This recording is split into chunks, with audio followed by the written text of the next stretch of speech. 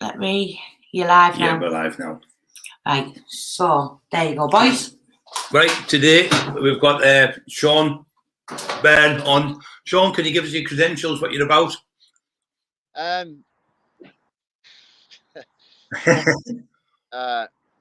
Ex-pro boxer, ex-convict, just trying to make a difference. Yeah. Well, what we're going to do, Sean, we're going to go back to where you were born. Yep. What was it like in the environment in the old days? I would do that with every guest, and we don't just to see you now. We want to hear how you've come to where you've come today. So, where were you born, mate? Born in Manchester, Brian. I'm Irish immigrant family. Yeah. Times weren't really the easiest of times for my family back in them days, with the no blacks, no Irish, no dogs. Yeah. We moved to Northampton for my dad to get more work. Right. I was about 4 when we came down here. Any brothers and sisters? Yeah, I've got 2 brothers, 2 sisters. 5 of us in the family, so it was a struggle every day for my parents. Yeah, same with us. Yeah. But look, I don't know. I don't. So how old are you, Sean? Then 56 now, Brian. Well, yeah, I'm a little bit older than you. So in them days, do you think the respect we had in them days, somebody would say, right, I'm going to tell your dad, and you would crap yourself, oh, I'm going to tell your mum, you don't know me, mum. They'll say Mary Cockrell or whatever. You go, oh God, mum's going to kill me when I get in. You wouldn't dare be cheeky to somebody over 30 or whatever in them days, because you'd be classed as being disrespectful. Yeah. It seems we've lost that little bit. We've lost that, them values, I think, a lot. Definitely. Yeah. Them values, slowly started to erode, I think, in the society we're in now. Yeah. Yeah. But it's part of life now. We've got it's going to take a long process, I think, to turn it round. But if we can, bang our heads together, and that, surely we can do. So at school, what were you like at school? Were you into sports or anything there? Yeah, I was pretty athletic at school. I loved my long distance running. I loved, my athletics. I loved football.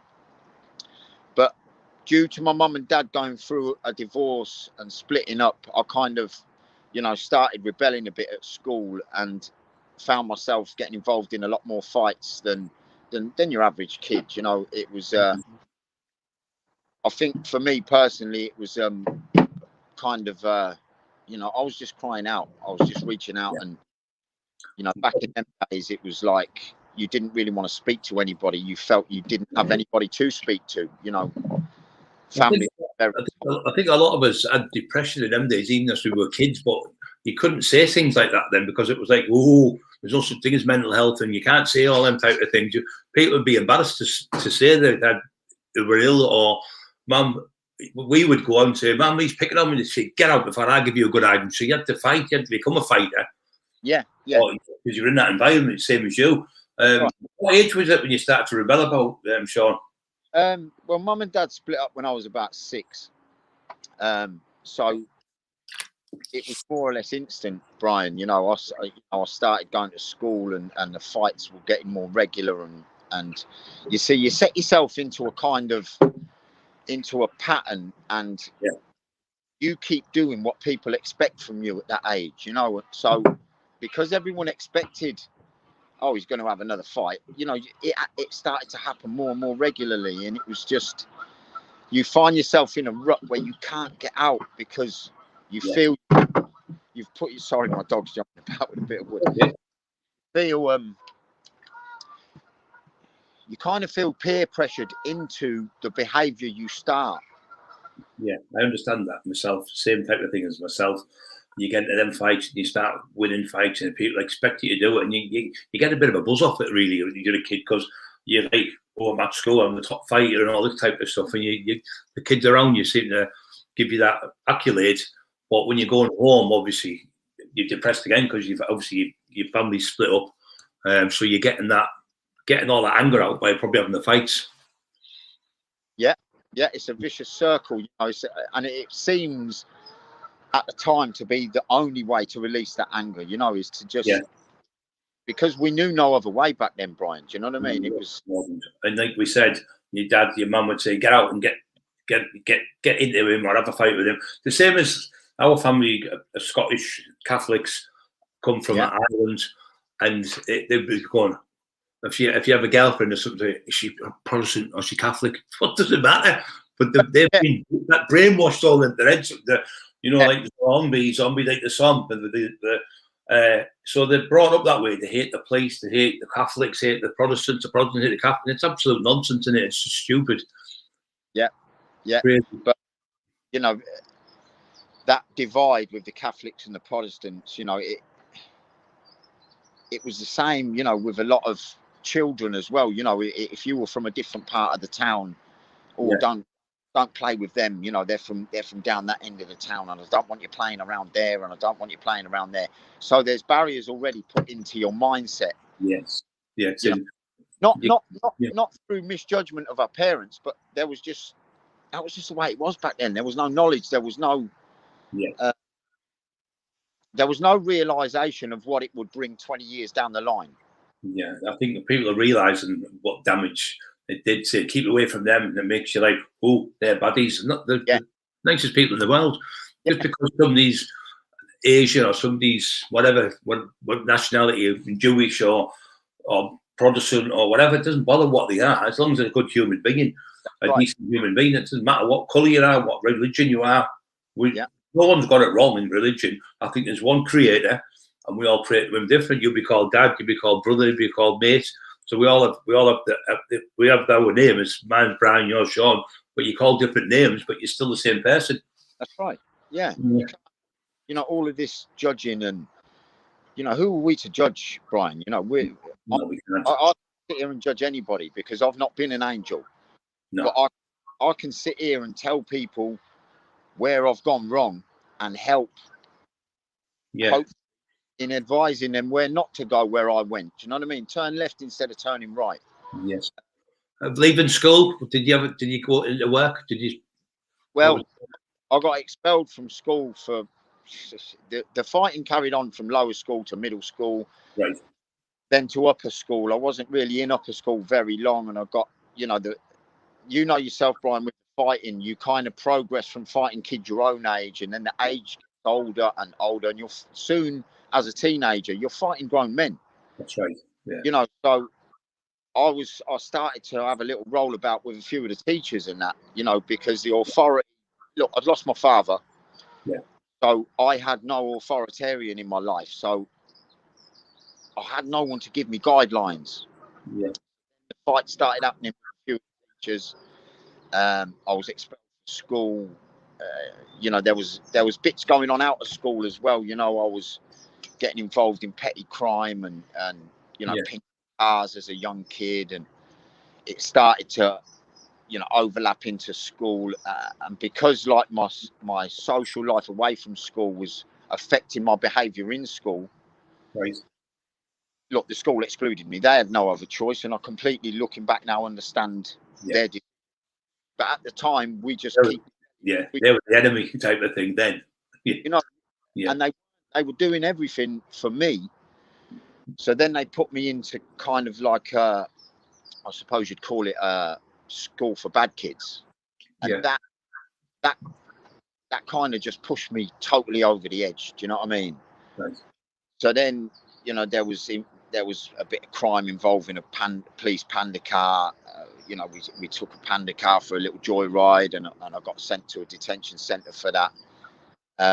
It was only for 6 weeks, but back then, you see, the prisons back then, Brian, were different. You know, I tell you. No, they had no drama in beating the shit out of you on your first day there. No. I can remember walking into that detention centre. I'll never forget this, Brian, you know.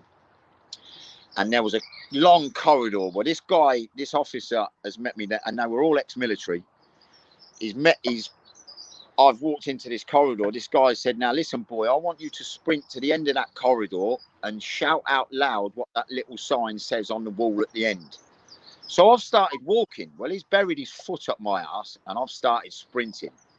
I've got to the end of the corridor and he shouted, "Now read it out loud." It said, "Do not run." Yeah. By the time he got down to me, Brian, let me tell you, my ass was twitching and I knew what was coming. He gave me the best few slaps I've ever had. I never opened my mouth for the next 6 weeks. Yeah. You know, and back then it was all about the discipline, the short, sharp shots. But because of the lifestyle I think I'd set already, I was still in that rebellious mode. I was still, you know, I'm not going to give in.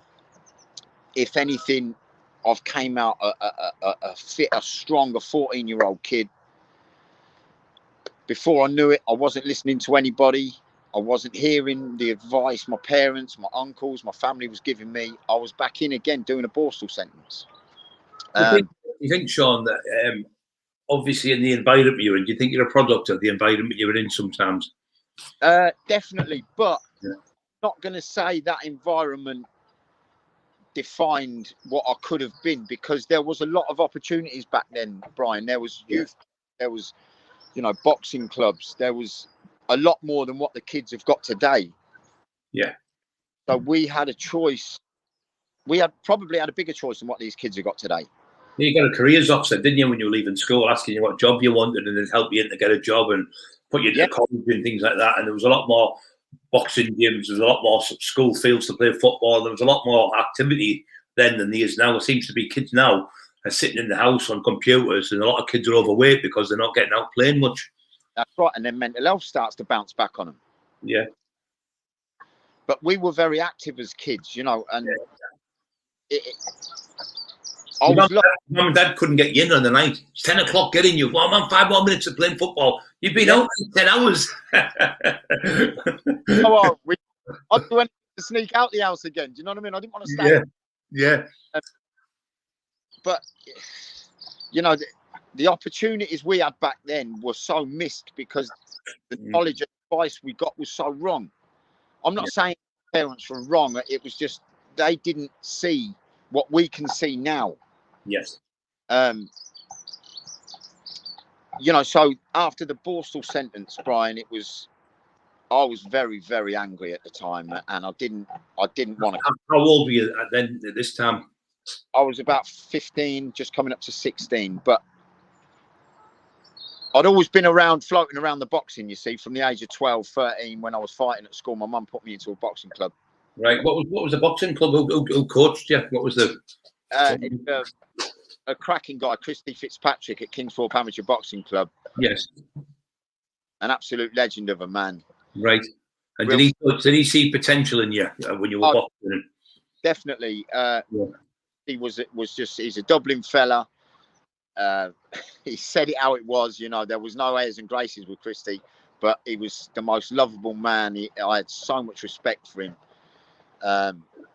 We had one called Marty Turner here, brilliant lad. He taught Joe Egan and people like that. He used to take them abroad and things like that. But then people coaches end up being like a father figure to you, don't they? I got one taught me the boxing. He was like a father figure, more than your own dad in a way sometimes, because you'd listen to them because they've been there, they were fighters, and and mentors to us. That's the one, yeah. But I was lucky in a way, really, Brian, because a friend of Christy Fitzpatrick's, the amateur trainer, was a guy called John Cox, and he was a pro trainer. Right. And you know, back amateurs didn't like mixing with the pros. No. You know, and it was looked down upon, it was frowned upon. But I was lucky, really, that my amateur trainer had a relationship with the pro trainer and let me, because I kept getting involved with the law, he felt I needed a little bit extra of authoritative discipline through the pro trainer. Now, the pro trainer, John, was a brutal trainer, but the best I've ever been around. You know, I love both of these guys so much. Yeah. So I was lucky, really, to be able to train with the amateurs and the pros at the same time and box amateur. So I was pinching a head start on all the other amateurs. Yeah, of course it makes sense, because they're obviously pros are a different league, aren't they, obviously? Yeah, so I was getting to spar with pros. Yeah. You know, getting took to Leicester to work with Chris Pyatt, Tucker, great fighters back in the 80s. You know what I mean? Yeah. And I was learning very rapidly, but I was still an arsehole away from the boxing. You know, I was still getting involved with the wrong company, with the wrong, not the wrong company, because they were all great kids. They were, and they're still pals to this day. But we were all making the wrong decisions and the wrong choices in our life. It's an old saying, Sean, show me your friends, it'll show you what you are. If you're hanging on with bodybuilders, you become a bodybuilder. If you're hanging on with boxers, you become a boxer. If you're hanging around with rogues or drug dealers, you become what they are, don't you? So you are that up together in the environment. And I think when in the 80s and that, 70s wasn't so bad because there was hardly any drugs. I never seen a drug in the 70s on the streets. I never seen anyone. I didn't know what drugs were. Everyone used to play football. All the films were out, like Rocky. Everyone would be like Arnold Schwarzenegger films. Everyone's into training in the 70s and 80s. Yeah. And then the 90s come, the cocaine, the crack and everything come on. It destroyed the streets, as far as I'm concerned. Yeah, definitely destroyed. It destroyed the world. It's destroyed the world. But so where did you go from here then? What was your job? Were you doing as you were you still not working, or were you working when you were boxing? When I left school, when you left school, when you moved on a little bit further, what? Started working in the construction with my family and that. My uncle had a company, cable laying, so it was good physical work. So I was about 19, 20. I had a couple of little tear-ups in the town. I went to prison for 12 months for them. And then my pro trainer, what was helping me with my amateur trainer, came to visit me in the prison and said, look, listen, if you knuckle down when you come home, I'll give you a chance at turning pro. I said, hey, that's I'll go for it. I want to. The incentive then to think I'm going to get myself right. Yeah, and I was always looking for my dad, Brian. You know, we didn't know where my dad left when he split up with my mum. Right. We didn't know where he lived. We didn't know anything about him. And I was always searching for my dad. And my pro trainer kind of planted a seed and said, what if you got your name up in light all across the country? You'd find your dad then. And that really kind of... Yeah. Find my dad. I wanted to be around my dad. Yeah, bless you. So that really kind of gave me the incentive. Right, I'm going to come out. I'm going to turn pro. Now, I was with my childhood sweetheart at the time. So I've got out. I started to settle down. I was working regularly. And she fell pregnant. And, you know, back in them days, if the girl falls pregnant, you've got to marry the girl. You know, that was it. Yeah. Families. I didn't want to, I'll be honest, I did not want to marry her, but I wanted the baby. And so anyway, things went on. We got married. We had the most beautiful daughter. 2 years later, we had the most beautiful son. So the boxing was put on the back burner because I've got children. Yeah. But when my son was born, I couldn't, you know, I was in prison when my son was born because I had a fight when she was born. A little bit, and I went back to prison. Come home, I thought, well, I've got to show my son something. I've turned pro within 8 months of coming home. Right, brilliant. My dog was always getting in the way. Get up, get behind me. Big massive Akita I've got. Get the dog out of here. Out. Good boy. Sorry, mate. Go on. Yeah. And then, you know, my pro career took off because my trainer and my manager, John, look, he knew me better than I knew me, Brian. We think we know ourselves, but we're still young and we're still, you know, we don't really know. And he was like a dad to me. You know, he cared for me. Listen, he didn't never get me no easy fucking fights, trust me. But it was about him caring and wanting the best for me and to get me to the top where I needed to go quicker than, because I turned pro at 25, which is late, you know, which is late in a fighter's career. It is, yeah. But he wanted me to get there very, very quickly because he could see things I couldn't see. Yeah. So as my pro career started getting more successful, you know, there's a lot more distractions come your way. You know, there's party invites. I'd never seen a drug up to now, you know, I was 26, 27, Brian. Nothing. Yeah. Now, you know, now I'm getting these invites to these big posh parties, and these, you know, there's money people all around me, and there's drugs shown to me. I thought, what the fuck are they putting up their fucking nose? I'm thinking, what? So it didn't take long, not just for my life to start crumbling through my social activities, but for my relationship to start crumbling. Yes.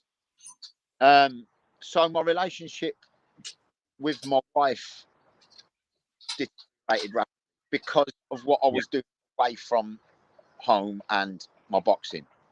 Right. So I used to have my kids every weekend. I've got a beautiful son, a beautiful daughter. I used to go on a Friday, pick them up, take them home on the Monday. I dropped them off on one Sunday. Sorry, pick them up on a Friday, drop them back on a Sunday.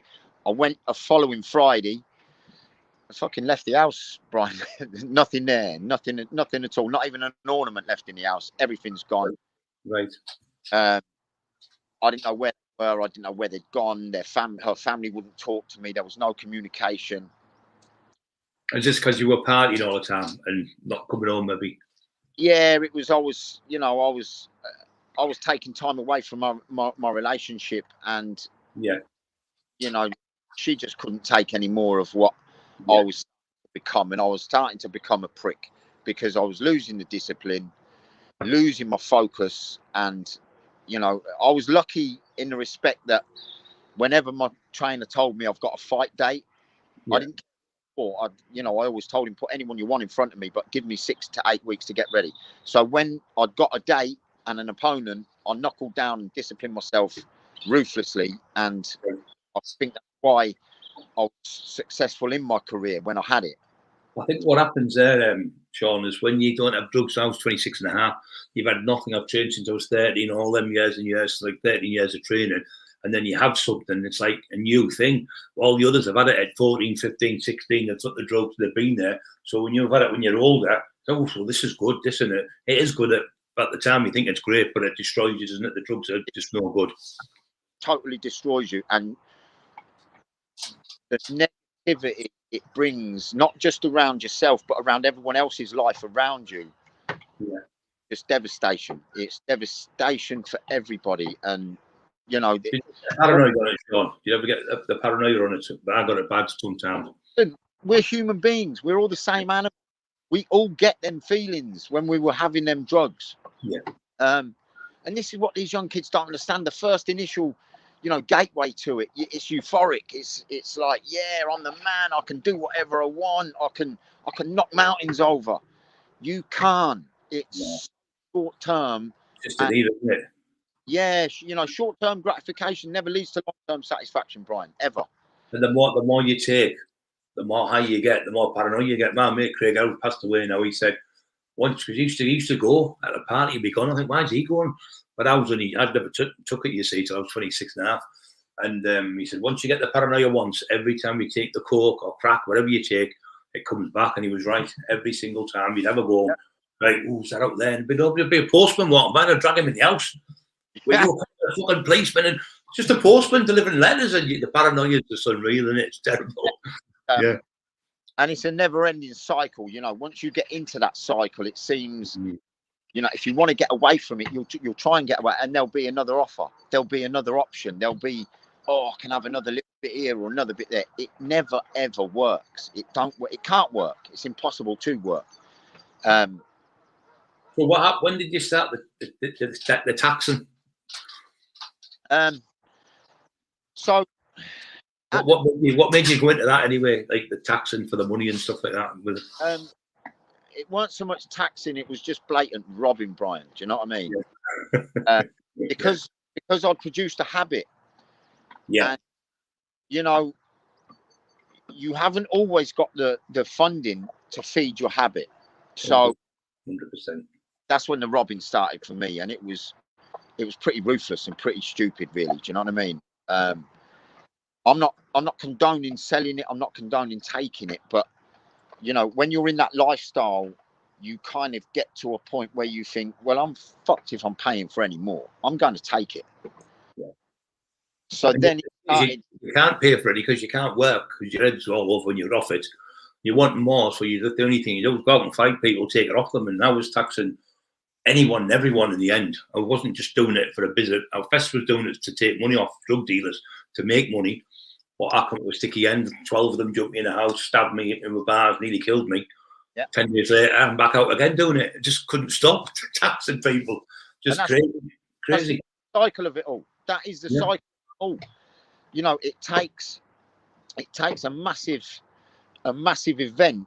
You know, for people like me, especially Brian, it took a massive event for me to just say, look, I'm out. I can't do this no more because I've got family, I've got children. I want to be around them, be a part of their life. And like you said there, Sean, the thing is when you start taxing, you obviously you just put the target on your back. So somebody's going to shoot you in your house. What if your granddaughter's there? What if your child's there, your wife? So you're putting them at danger, not just yourself. Because me, like Lee Duffy, he got killed. He was stabbed. He was shot twice. Sorry, he was stabbed to death. I've been the same people shooting at me, shot with pellets, shotguns, and people trying to kill you all over the place because you're taking money off them. You're not just carrying on with a few idiots. You're taxing serious drug dealers, and them drug dealers got a lot of money. They'll put a money on you, get you killed. And I'm so lucky to be alive. I'm thankful to God I'm still here today, same as you are, mate. Very same. You know, my addiction went from cocaine and ecstasy, Brian, to crack. Yeah, that was the worst for me, the crack. And when the crack hit, it was like I had no mercy for nobody. There was no thought process. There was no form of self-respect. You know, I just went out of my way to cause as much damage as possible and get as much as I could. As I have a saying, Sean, that one goes too many, 1,000's never enough. I've sat there and spent thousands of pounds in a few days on it, just smoking and going back out, get more, and just it's never enough because it grabs you. It's like the devil. You breathe. It's like the devil breathing. It is breath, It's the devil's breath. It's the devil. Out. You think things that you'd never think when you're normal. You just never. You think the most craziest things in the world. You come up in your head, and the next day you get up and you're embarrassed for yourself, and then you're sitting there thinking, "I'd rather be dead. Please let me just die tonight. God, I can't live like this no more. The paranoia is that bad.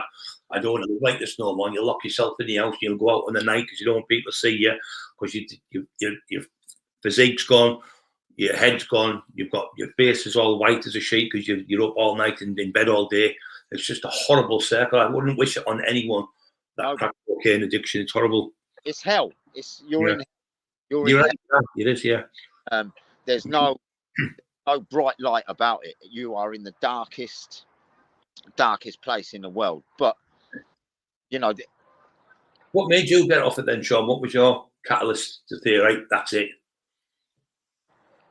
I'd say around 2005, 2005. I'd only been on it from about 2001. Right.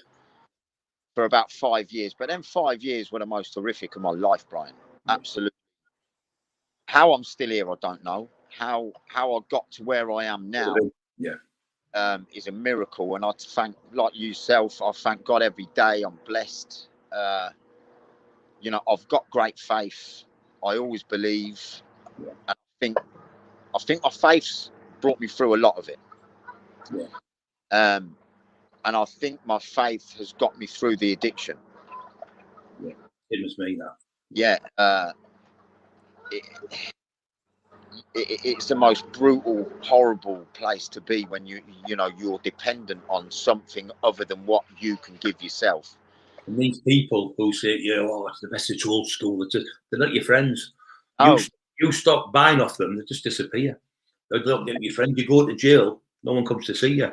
They spend 20 grand on drugs on them in a couple of months. It's gone, your money. When your money's gone, they won't give you any more. That's when you think, you've had all that money off me, you bastard. And that's when you think, I'm going to tax them all now. And that's why you go a bit ballistic on some of them.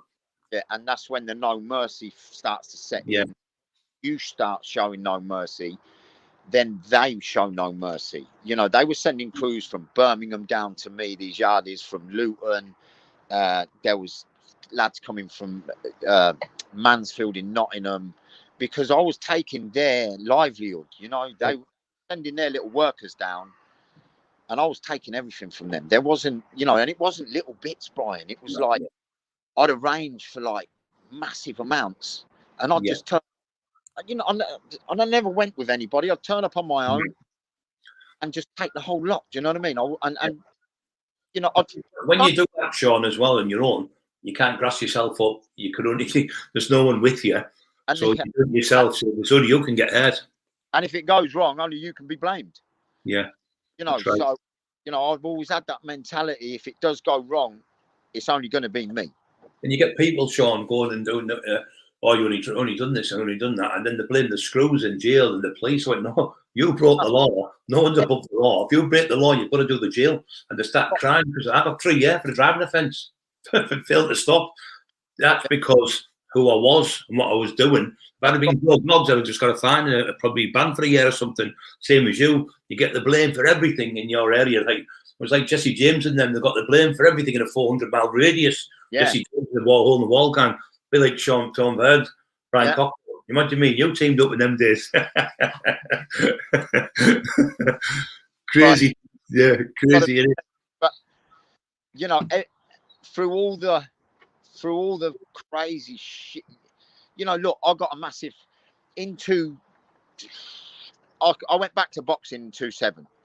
Is that what saved you, the boxing again? Well, I went through the shooting and the stabbings. Right. The yard. What happened there? What happened with the shootings and stabbings? How did that come about? The yardies had just had enough. They'd had enough. They were sending crews down, and I was like, their boys, what was coming down were apparently street fighters, and I was just knocking them out for fun. It was just, you know, it was so stupid. It was like I couldn't see the end of the road for the beginning of it. So then they sent firms down, tooled up. I'd been shot at a couple of times. They'd missed. Then I got set up. I was with a girl. She took me down to an area where there was supposed to be a big changeover. Yeah. I was just going to run in, take it. I've jumped out of the car. I see a guy lift a shotgun up first. And it was that what really, I thought, I'm not getting done by that. No way. So then the other guys come out from beside me, popped a 2-2 into my lower abs. Listen, that painful, mate, isn't it?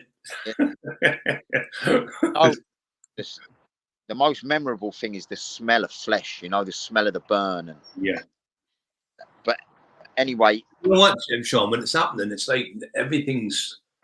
Sometimes when you're having a fight, it's the same. You like 10 lads will come. You're not bothered. You'll fight them all. You'll go out and bum. You might have 10 lads there, but there probably only 2 can fight. Once you're not the 2 best fighters, the rest run away. Yeah, sometimes when you show that I have the tiger, you just come out. You're not scared of anything. It saves you, doesn't it? I think a lot. Yeah. When you put a little bit of fear, then they'll get into you even more. Then, so I think when you're doing them drugs, you've got that no fear, and you think, well, I'm not going to live till I'm 30, so I might as well enjoy what I've got now. That's what I used to think. I won't make 30. Yeah. I didn't think I'd make 50. No way. You see, because this was happening in my in my like late 30s, early 40s. Right. So, you know, the shooting happened. Then a couple of weeks later, you know, I discharged myself. Then a couple of weeks later, I've gone back for a little bit of, you know, I want a bit of payback for shooting me. I've gone back in. I've started rolling a couple of them over again. They've set me up on another little thing, and I've got stabbed 11 times. My throat, my lung, liver, my spleen. Into hospital. I was in hospital for 5 days, 6 days, discharged myself again, went out to heal up my family's house, but I was still wanting payback, Brian. I still wanted to go and you know, they've just tried to take my life. I want a little bit back. Yeah. So then my old trainer came to one of my ex-girlfriend's mum's house to meet me. They kind of set it all up where I would turn up there and they could sit me down. And then he started talking about the boxing, and he just started pulling a few heartstrings, and it kind of worked. So he wanted me to help an ex-pro boxer who was in my stable when I was pro, who'd gone into the unlicensed boxing. He wanted me to give him a hand with sparring. Well, Right.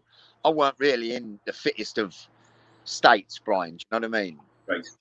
So anyway, I've gone down to help Nick, and I'll be honest, I got the fucking head punched off me. And I used to play with this kid when we were pros, but because he'd been consistent, disciplined, brilliant shape, you know, very fit boy. But that really sent me home thinking, I've got to stop this and I've got to change. Yeah. That's the beauty of the boxing, Brian, the discipline and the magic. You know, as much as we can take a hiding, it can prompt us to really address our lives. Yeah. So I've started turning it round. I started disciplining myself. I was running every morning again. I was going back down every other day to get another hiding, and the hidings went on for 3 or 4 weeks. And then I started to turn it round and things started to happen again. So I've chose to go into the unlicensed boxing after the guy who fought my pal Nick knocked him out. And I said, no, I want to fight him. Wayne Kennedy. I said, I want to fight this guy. So that was my introduction back into the boxing on the unlicensed circuit. Right. And I think that saved my life. I think that really turned it around because, you know, the discipline boxing can give you the respect. Yeah, it gives you a purpose, doesn't it? Look forward to. It gives a purpose, a goal, and it makes you respect other people because, you know, you can't, we're going back to judging people.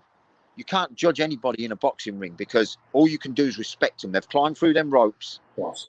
Only respect that. The hardest sport in the world, isn't it? There's nothing harder than boxing. That ring, there's nothing harder than it. You can play football, you can play rugby, you can play basketball. You try and play boxing when someone's punching your mouth in. I think Mike Tyson said the same. He said, "Isn't fun when somebody's punching the face off you in the ring?" Not fun at all, but because of the depth of the sport, and listen, it's the most. You know, it's the oldest sport on the planet. Yeah. And I think real men relate to that kind of, you know, like the fights.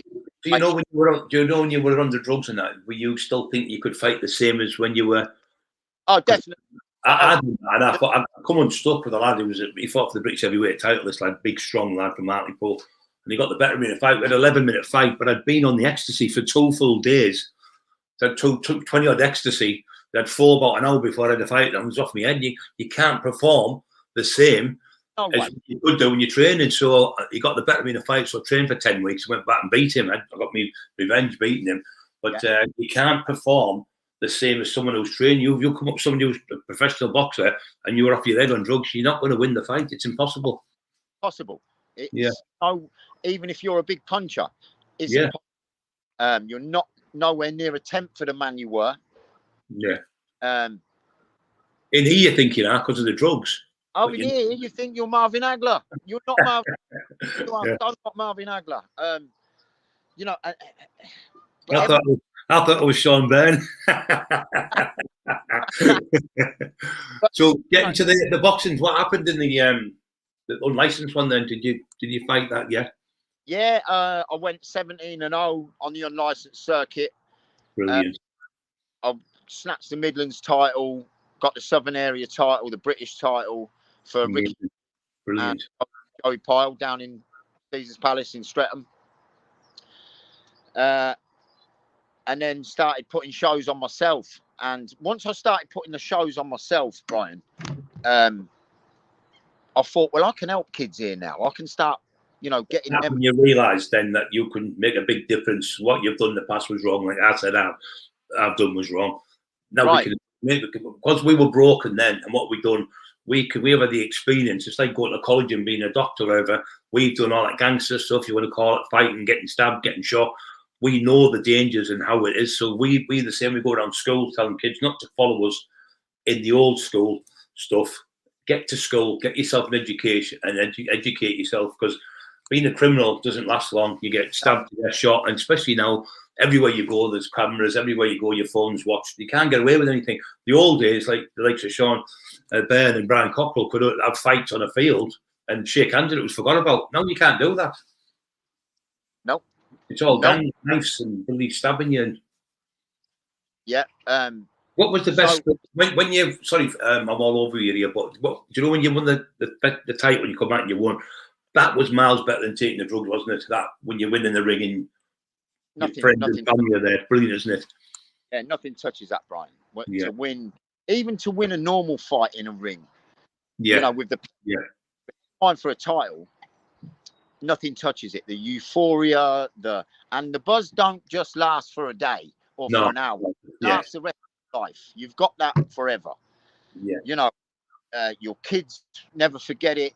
Your family never forgets it because they're always a part of it. Do you know what I mean? Listen, my family were never a part of me taking drugs. Yeah. Never. But they were always a part of me when good things were going on. Probably looking back, Sean, you're probably embarrassed of thinking, "What I put my kids through, my family, yourself. Now you're doing this. What you're doing is amazing." Yeah. I was shouting, "Dog's beautiful." But if we went, like, going back to about, you know, when I started putting my own shows on in Northampton, and you know, giving kids opportunities what they wouldn't normally have, I was still, how can I put this? I was still not thinking. I was thinking a lot better, but I was still not thinking sensibly. Right. So involved collecting money and moving money for a cartel, you know, working with a lot of cocaine. I knew what I got involved in the beginning, but I got involved in it to build my own gym. Yeah. We built the gym. It was absolutely great, but inevitably, you all these young kids think they're going to get away with this for the rest of their lives, and they're never going to get nicked. No. Tell you, when my fucking front door came off, I knew what time it was. I was covered in dots. They came and look. Listen, I've been like that. It looks like you've got measles. But look, because of the no, they're only the smallest excuse to pull them triggers. Oh, they love it. They love it. One had me in a car once, Sean, that pulled me, the SES that was involved, full squad got me, supposed to have shot someone, nothing to do with me, it was all bullshit. But he's looking through the car window, this far away from me, he was looking through his sight. I went, "No, what it is, mate. You need to pack this job in. If you can't fucking shoot me through that car window without looking through the sight, you need to pack this job in." Yeah, but it's when them guns are on you, it only takes one dodgy copy there. One little flick of a finger, one tiny movement, them hairline triggers. We're not making me laugh there, Sean, with all that screaming. I said, "You don't have to shout. I'm not 20 miles away. My mum shouts a lot more than you and a lot louder, and she's a lot scarier. So stop shouting. Ask me to do it, and I'll do it." So, but you get used to getting arrested by them because you get used to the same MO, how they do it, and pulling you over for this and pulling you over for that bullshit. So you get used to it. It's just Brian, hassle of being a fucking dealer. There was a 2-year stage. I used to keep a spare front door in my cellar. I'm telling you, I used to keep a spare front door in my cellar because the fucking door kept coming off so regular. But this is the lifestyle what I chose, and this. Well, I never slept at the same house one night. I'd have 6 different places. I'd stay 7 places. Yeah. I'd have 7 different cars at 7 different locations because there was people trying to shoot me on motorbikes like you. Even one day I got this bloke come to get me here. I come out. It was quite late, about 9 o'clock, and it was a fucking Chinese man delivering the Chinese. And I thought it was a hitman going to shoot me. it's a chicken curry fried rice. Fucking terrible, man. An M16. Yeah, I think like we had that thing as I walk through the valley of the shadow of death, we fear no evil. I think that's what it's installed in us, and you're not bothered if you're going to get killed because it's just one of them things. If it comes to it, Matt Lex just told me the funniest thing ever. Can you tell us, Sean, about when? Because Matt's put it in the chat. About when you kicked the Furies out the dressing room. Oh yeah, tell us that. Right. I wouldn't do it now, trust me. That was boxing. Milton Keynes. He'd started training under me for his comeback. Phenomenal fighter, Matt, before I go anywhere. Yeah, what a great lad he is in here. We love him to bits. Lovely, respectable man, and we just love him to bits. He's great. What a great fighter. Very, I just think if he had the right doors open for him, sky would have been the limit for Matt. He's been watching you. I think you take him on the pads and that jab and his power is phenomenal. Yeah. But Matt was training for me anyway. We'd had a couple of fights unbeaten, and he was fighting a kid from Hungary, I believe, over in his town, Milton Keynes. And Hughie Fury was on the undercard. So I helped Hughie warm up. I padded him up while Peter was going in, sorting a few bits out. I warmed Hughie up. Hughie went in, done his job, won on points, came back out. There was obviously celebrations going on in our change room. We was in the same change room as Matt. Well, I went to get away to get a bit of ice and everything for the corner for Matt. Came back, and then they were all it was like a little mini party going on in the change rooms. Well, yeah, my ethics, and I'm old school, Brian. I like peace and calm. Just get so I kind of walked in and just like lost it a bit and went, "Come on, out to fuck, get out, all of you, fuck off out." But it's gold, thank God. They've all just left. Peter, Hughie, Tyson. They've all just gone. Thank God. Thank God for that. Well, there was the thing before where I think John Fury was going to fight some other big lad and everything. Somebody asked me on the podcast, "Oh, would you do a celebrity thing with John Fury?" I went, "No." I said, "Why? In case he beat you?" I said, "No, in case I beat him." And then his son comes looking for me. I said, no chance. What a man Tyson Fury to come out that he was on drugs, that he suffers from depression, he suffers feel like he's going to kill himself. For him to come out with that, and Mike Tyson doing it, and Frank Bruno and yourself and myself, coming out, people like us are proper men's men, and telling the truth. It's a nightmare being on drugs. It's a nightmare taking it. You just go deeper and deeper in a hole. Yeah. So you can't get out. You just can't get out until you. I think God's the only way to help you. But you've got to. I say to people, you can't get off drugs unless you really want to. I used to go off them. I'd be off them. I'd call it the honeymoon period. I'd go, "Oh, I'm all right. I've been off a week. I can control it." I'd have one go, be back on it for 6 months. And you can't control it. You cannot control it. It controls you. Yep. You're a slave to that drug. Definitely. And there is no. I think it's the most powerful. You know, not just that drug is so powerful. You know, and people don't realise the power of it and the offshoots of it. You know, the avenues what come from it, and there's not one positive one. And these young kids, they're going down, they're running around, they're chasing all this paper, they're chasing the labels, they're chasing, I want a big car, I want this. Yeah. They're chasing hell. That's what they're chasing, because that's all it will bring is bullshit to their life. It does. And when you get these big cars, like 40 grand BMs, and you probably had them the same as me, you've got 100 grand put away, you've got this, you're buying that, you've got 30 grand for the jewellery on and 20 grand watches. It's just a fucking watch. You can get a pound watch, it's the same, all the time. They drive around a 30, 40 grand car. Yeah. Have a 2 grand car, does the exact same. It gets you from A to B. When you get all that shiny objects out your head, that's the devil tempting you, get yourself this and get yourself. That's the devil getting you to do all these things. When you get all these gold, I mean, you think, it's just a fucking watch, it's just a bit of gold. Do you know what? Yeah. You know what I said? When you were born, what gold did you have on you? No. What car did you have round you? What labels were around you? You had a fucking nappy on. Yeah. When you die, you'll probably be wearing a fucking nappy again. You know, you come in with nothing and you better.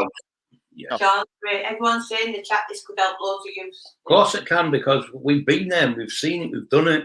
I've been there crying my eyes out, you know, I need, please get me off this. I'd rather die than be like this every day. God, if you're real, I said, well, come and fight me. I'm offering God out and everything, absolutely crackers. If you're real, come down and have a fight with me, beat me. And you've gone crazy, you know, just absolutely mental, the things you think in your head. And then obviously he comes, he helps you. He's helped me. It's helped me and helped you as well. But then what I say to people, Sean, if you want to get off it, you've got to get rid of that SIM card. What's all got the drug dealers' names on, get a new phone, disassociate yourself from them people who take drugs. Don't go to parties where people go, do you want a bit? Because that's the worst thing. You could be off at 6 months and somebody offers you a line of coke. They're not your friend. They're just horrible. So they want you back on it to spend all your money. But when you get away from the people and associate, probably your family's the best people in the world to be with. Get yourself away from people who are on drugs, because you'll never get off them. No, you're bang on.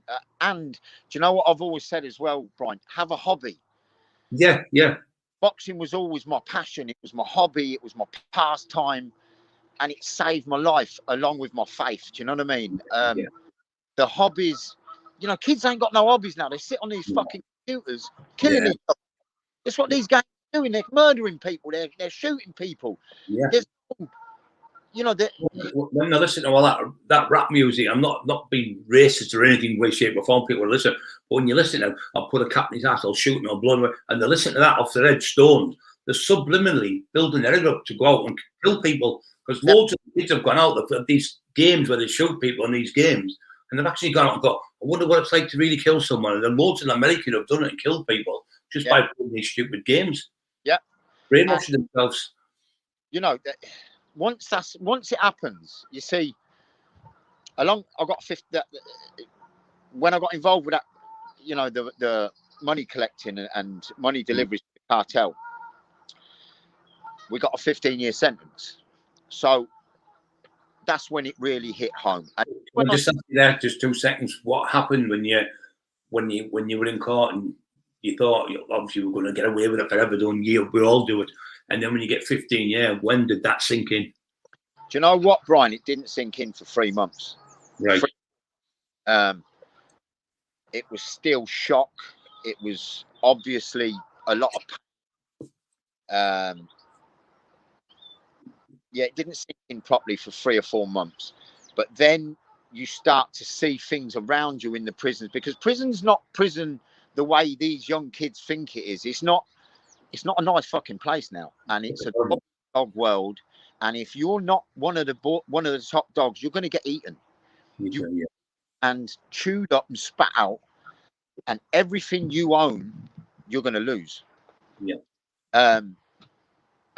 And what I started to see as well, once we got settled in the long-term prison, I went to Loudon Grange first, and there's young kids of 24, Brian, doing 35-year sentences. You know, that's before they're even parole. And they come in. This is what really made me sit back and think, shit, this ain't what it's supposed to be, because they're out there, they're with their mates. Yeah. They shoot someone. They get this massive sentence. They get given more years than they've lived. Yeah. Right. They hit these prisons. They get visited by their mates for maybe 3 months, 4 months. Their mates will probably send them 20 quid here and there. And then after the first year, they're totally forgotten about. But that weren't the bit what really hit home with me. The bit what hit home with me, Brian, was watching a 26-year-old kid hang himself. Take tablets what he collected off everybody on the wing. You know, they're trying to get out of what they've got themselves into, but they're going to be, all it is just a knock-on effect of fucking madness. You know, look at the family they've killed. Look at the victim's family. They've ruined their lives. The whole family is done forever. Yeah. Their own family, they're ruined because they've got a stigma around them now as they're the family of a murderer. They've got to spend the rest of their life visiting their son. You know, their son's lost to them now, and he's lost in a system what doesn't care for you, family, your friends. They drop off. They forget about you. You've got, if you're sentenced with 1 or 2 friends what have stood by, you're a lucky guy. You're a lucky guy. I was very, very lucky. I had 2 or 3 people around me, obviously family all the time, but I had 2 people really what stood by me and are still standing strong by me. Do you know what I mean? And I'm blessed to have them around me. But not a lot of kids have that in their life, Brian. It's a bit when you get out as well. You've done all the jail and you get out, and it's big brags out, and that only lasts for 2 weeks of partying and whatever, and then somebody else will get out, and then they'll be. So you're only a statistic for so long. You've got put in there, and then it's someone else. So you get in there, and we had a lad on the other week. He got 99 years recommendation jail. The PPI they used to get. You remember that? 99 years. Ricky was on here the other week, and he said he wanted to be like that because his dad was in that prison all his life. So he was another product of his environment because he wanted to be like his dad in and out of jail because he thought it was cool to be in jail. And he glassed the lad, you know, in the neck and everything, and he attacked someone else. And he got 99 years. But he got out after, I think, about 10 years or something he was in. He got out, but he's on license forever on that now. And he can get called back anytime and go back and do the rest of that jail. Yeah, they don't realise when they're doing these things. I said to them, when they're 20-odd-year-old, I was in jail and I did a little talk. But I had a fight with a Yardie lad from Jamaica come over. I had a fight, a big monster lad. I'd beaten the fight, but I got remanded on an afraid charge. And I was in jail, so I did a little speech about anti-knives and stuff. And I said to him, how long was it for you before you thought you were going to stab someone? He said 2 seconds. He said 2, and he said 2. And I went, 2 seconds. Now you're doing for 6 seconds of madness, 75 years in jail. You done. And they went, wow. And the hair stood up the back of the neck, and the screws went. That was powerful. That speech you've just done there. So 2 seconds, you're getting 25 years, and you know you're in a fucking 8x12 cell. It's got a toilet in, it's got a partition, it's got a table, and there's no room you've got about 2 or 3 feet that way, 2 or 3 feet out. That's it. Maybe a few press ups and exactly. You're in there for 25 years. Yeah. And the thing is, you're in there as well. Your mum and dad will probably pass away before you get out. Yeah. You're gonna miss, and your kids grown up, you're gonna miss them. So I was talking to another lad the other week who was going to come on, and he said he was a listener in the jail for them. And you get these kids going in like 21-year-old. Damn, I've killed someone and that. And then 3 months later, like you said, it sunk in. They're crying their eyes out every day. I want to see my mum. I want to go home. And they don't realise, these young kids, what jail's like. It's terrible, isn't it? It's not. It's a jungle. That's what jail is now. It's a jungle, and it's a dog eat dog. You know, there's kids in there just getting cut to ribbons for nothing. You know, kids are doing massive sentences, and they're getting even bigger sentences for cutting a kid inside. None of it makes sense, and it's like, it seems like society is kind of just letting this happen because it don't care. Because these kids, I've come to realise now, once you're in the system, you become a wage for the system. Yeah, you're not providing for yourself or your family anymore. You're providing for the system.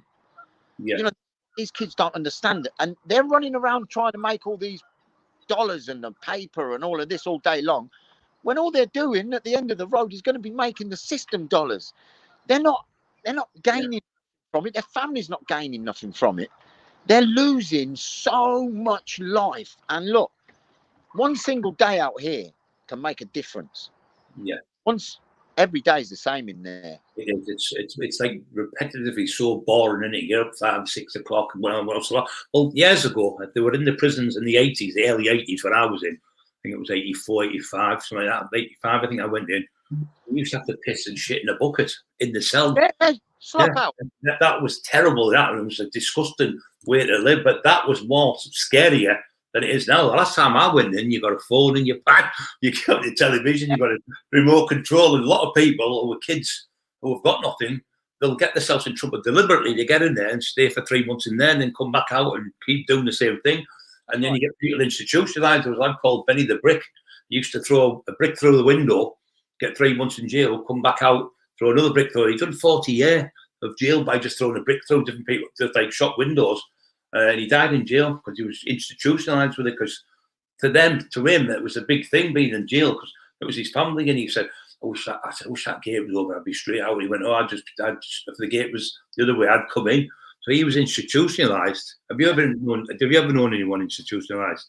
Yeah, there was a couple of lads in there what are just in and out all their life, and it's like, what, you know, it's a sad kind of cycle because they're getting them. I don't know. I can't understand it because every fucking day in there for me, Brian, I wanted to go on. Yeah. I wanted to go on. There wasn't one single day for 7.5 years I didn't want to go home. Yeah. Like, why would anybody want to come back here? Why would anybody want to come back and just cause so much grief for your family? And you see kids in there and they're kicking off all the time. And you think, these screws ain't your enemy. They're just coming in trying to fucking give you a decent time while you're in here. Because when these kids get stabbed up in there, It's not the other kids what run to help. It's the fucking officers. Of course it is. You know, they're the guys what are doing all the work in there. These are the guys what are coming in, and it's called a duty of care. That's right. And they carry it out well, because I don't think I could do that job, you know. No, I couldn't do it. And they're in there. They're doing a life sentence because they're working there for 20 odd years themselves, and they're in there with that spice now, where there's people dying with it. It's just horrific. There's another thing where I was speaking to some ambulance drivers not long ago. I said, "What's the hardest part of the job?" He said, "Going to Home House, which is our local jail." He said, "And we tied up there for hours and hours and hours, getting in, checking people with spice, and all the 3, 4, 5 ambulances a day going to the prison. Prison officers will say, if they're in a room, then they have to smell the spice or whatever. They have to check them to see if it's in the system. They have to go all these blood tests and everything before they're clear." Yeah. So them ambulances are in there, and there could be people crashed on the motorway dying. That's right. Taking up all this room. Yeah. And where it was like an old pensioner or an old person, you know, trouble, and these arseholes are in there out their fucking mind. And look, another thing, look, they're just trying to escape the situation they're in. This is why before these kids start to think about the offending, the think of what will come if you go to jail. You know, look, if you do get into that spice, what you know the negatives of what can happen in there. You don't want to die in a prison. Who the fuck would want to die in a jail? Letting their family come in and no, it just terrible. It just seems so fucking negative and horrific. So it's so frustrating. I can see you were frustrated with it because you know what it's like. You've been there, I've been there, and the thing is, you think it's great going to jail. I'm going to jail, and I think it's a big deal. When you get there, you fucking now went to jail, and I was like, oh shit. I was like, you have the fear. I don't give a shit. Oh, you know, you think, oh, what's going to go in here? Because it's the unknown. You don't know what's happening. When that door shuts, fucking hell, I'm in here, and you see that little cell you're in. It's terrible. Yeah. You sat on your head, battered, and well, I can do jail easy. Well, I didn't. It done my head to do jail. Anyone who says they're doing jail, Sean, they're just talking shit, or they're not right in the head. And I'm not ashamed to say it. Every fucking day in there, I hated it. I hated it, Brian. Yeah, I did. I got up and made as much positivity as I could make, but I hated every second of that. And there wasn't a day I didn't want to be at home. There wasn't a day I didn't want to be around my loved ones. I miss my basic things like getting up and going to the fridge in the middle of the night and getting a drink of milk or something, or making a cup of coffee, but everything's in there manky, isn't it? The coffees and everything you buy off them, and you just liberty. I mean, your liberty's taken away because you're in there. You're a prisoner. You're told what to do, when to go to the toilet, when to do this, when to do that. Everything you do, they're watching everything you do. You're just a horrible situation to be in. But these kids want to go to jail. I've never understood that. Well, you've just said it there, Brian. It's the little things like getting up, going for a pint of milk. It's the little things in life what mean the most. Yeah. Being able to come out of your house in the morning into fresh air. Being able to go to your fridge and eat food. It's the simple things. You know, I've been speaking a lot lately to a great friend of mine, Willard Wigan, the micro sculptor. Yeah. What an amazing man. And, you know, we have conversations and it's like, it feels I've known him for 4 or 5 months. It feels like I've known him for 30 years. Yeah. He says the tiniest little things, and they make so much fucking sense. Like, and he simplifies life. You don't need a Bentley. You don't need a Rolls Royce. You don't need a big 12-bedroom house. As long as you can go to a slice of toast, a couple of beans, you can put something in your belly where there's kids the other side of the world will take your fucking eyes out for that. Across the world. It's like people say, I've got holes in my shoes, but some people haven't got any shoes at all. There's always somebody worse off than you. You should get up every day, be positive, and be grateful. People go, oh, I've got to go to work. I want to be glad you've got a job to go to. Be glad you've got a family and you pay your bills. You haven't got a fortune, but there's no police coming to your door. There's no drug dealers coming to your door. You've got to might only have a little job, but be content with it. If you want to try and move on and get a better job, try and do that. But don't be jealous. Oh, he's got a better car than me, and oh, I'm going to have to get a better car. My shoes are 300 quid. His shoes are 300 quid. I'm going to get 300 pounds. At the end of the day, you can have 20 pair of shoes. You can only wear one. You can have 20 bedrooms. You can only sleep in fucking one. You can have 20 fucking tellies. You can only watch one. Yeah. So what all this crap about all this material stuff? It's crap. You see, Brian, these kids look at all these people with the big cars and the big houses and all of that. Do these kids not realise that the guy with the big car and the big house is up to his eyeballs in neck, and he's got worries, he's got stress, and he's got so many fucking nightmares every night? Yeah. The things in life eradicate all. And the thing is, you see them, and like we eat good. Me and my wife, we eat good food. You see them; they've got 4 kids in the house, and their mum and dad 6 people, and they'll have one little bin bag, because they're only having beans on toast because they can't afford anything else, because they've got no fucking money, because the mortgage and the coal tax or council tax, we call it, and the car they're running's rented. Everything, big top of the range cars are all rented, and just to keep up with the Joneses, all that stress, massive heart attack at 50-year-old just to keep up with someone crazy. Yeah, and it is, you know, these young kids, they look up to this and they think, oh, well, they own that. That's theirs. It's not. Most people don't own it. It's all, you know, it's a smoke. It's a mirage. People make these things, you know, data symbols, but they don't own anything. It's not theirs. No, of course. This is where these young kids go wrong. They think, oh, I want to be like that guy there, and to get there, I'm gonna like commit crime or whatever because I'll never get caught. They get caught, you get fucked, you go to prison, your life's over, you're done. And it takes I'm not saying I'm any different or better than anybody else, but it takes a little bit of balls to do what we're doing at the minute, Brian, to kind of turn around and say, look, you're doing it wrong. This is wrong, kids. We don't want you to go down what we've done.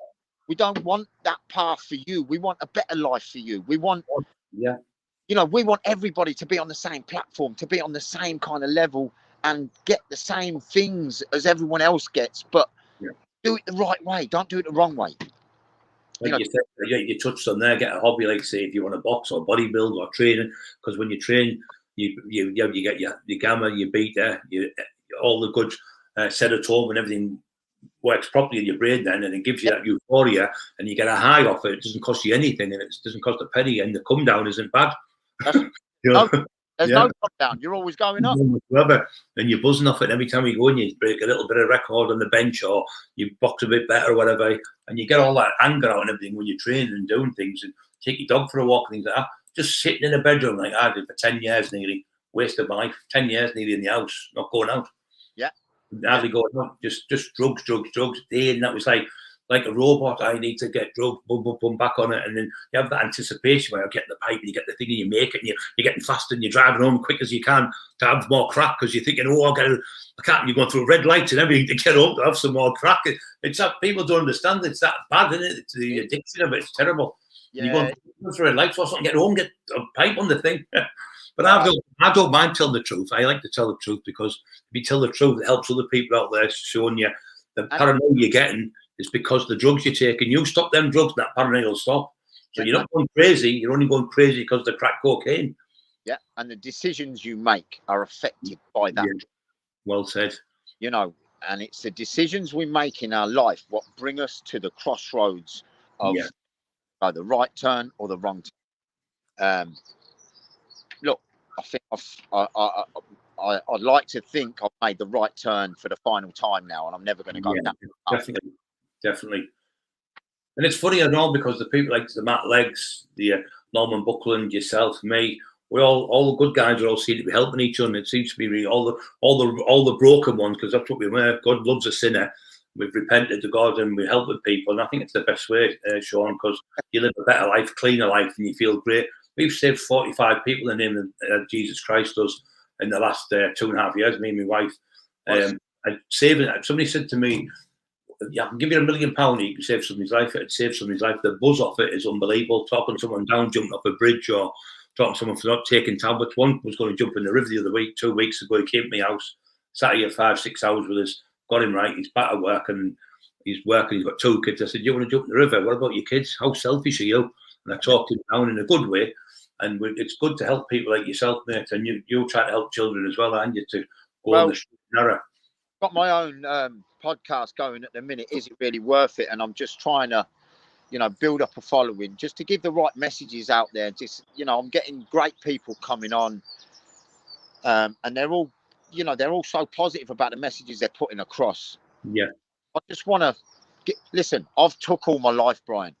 I want it back. That's great. And look, listen, what you're doing up there is absolutely brilliant, mate. You know, Matt's told me, you know, I've watched you, I've watched a lot of, you know, I've watched documentaries on you, and for your turnaround, Brian, oh mate, you've done so well. If anyone can change that, if I can change, anyone can change. The same as you. Anybody can. Of course they can, and it's just thinking about it properly, isn't it? Doing the right decisions and not listen to other people. Don't be a sheep and follow it just because he said do it.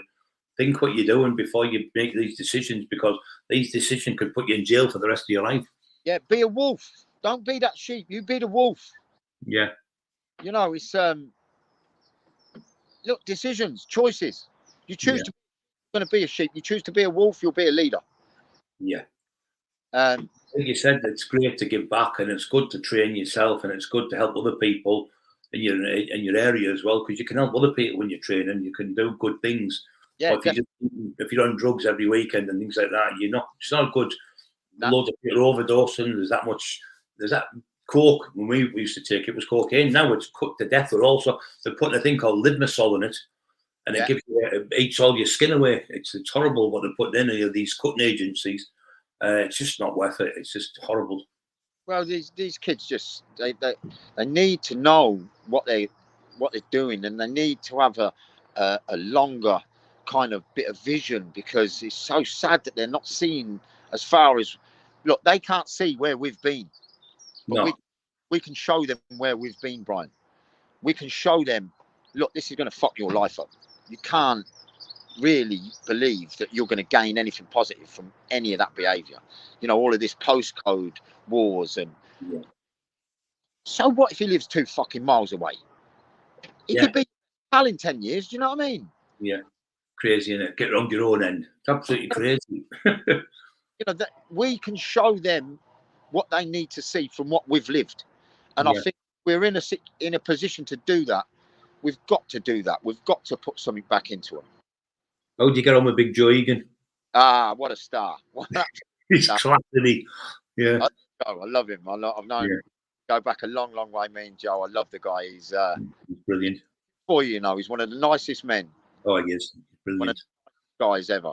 He's very funny as well. Very his humour is really good. That's the Irish in him. That.